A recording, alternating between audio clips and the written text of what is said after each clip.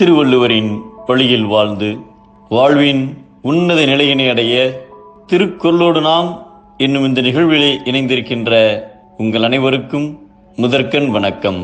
குறள் எண் 1006. அதிகாரம் நன்றியில் செல்வம். ஓர் ஊரில் பெரும் வசதி படைத்த செல்வந்தர் ஒருவர் இருந்தார். பணத்தினால் பெறக்கூடிய எல்லா வசதிகளும் அவருக்கு இருந்தும் மகிழ்ச்சியின்றி கவலையாக இருந்தார். நிம்மதியையும் மகிழ்ச்சியையும் தேடி ஒரு ஞானியிடம் வந்தார். ஞானியிடம் தனது குறைகளை சொன்னார். எனக்கு உடனடியாக மகிழ்ச்சி தேவை, அதை எப்படி பெறுவது என்று ஆலோசனை கேட்டார். உடனே ஞானி அந்த செல்வந்தரை அழைத்துக் கொண்டு ஒரு கால்பந்து விளையாட்டு மைதானத்திற்கு சென்றார். இருவரும் அங்கு நடந்து கொண்டிருந்த போட்டியை கவனிக்க ஆரம்பித்தனர். இரு அணிகளும் உற்சாகமாக ஆடிக்கொண்டிருந்தனர். அப்போது ஞானி இரு அணியினரும் ஒருவருக்கொருவர் சளைக்காமல் வெற்றி ஒன்றையே லட்சியமாக கொண்டு விளையாடுவதை பார்க்க எவ்வளவு ஆனந்தமாக இருக்கிறது பார் என்று செல்வந்தரிடம் சொன்னார்.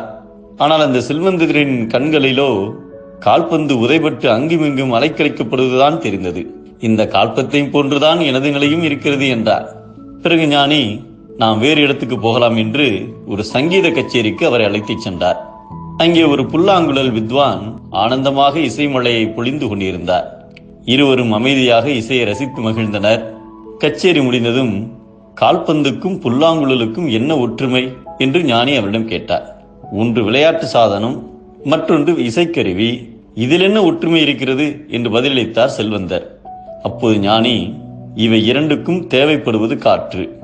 பந்து உள்வாங்கிய காற்றை தனக்குள்ளேயே வைத்துக் கொள்கிறது, அதனால்தான் அது உதைபடுகிறது.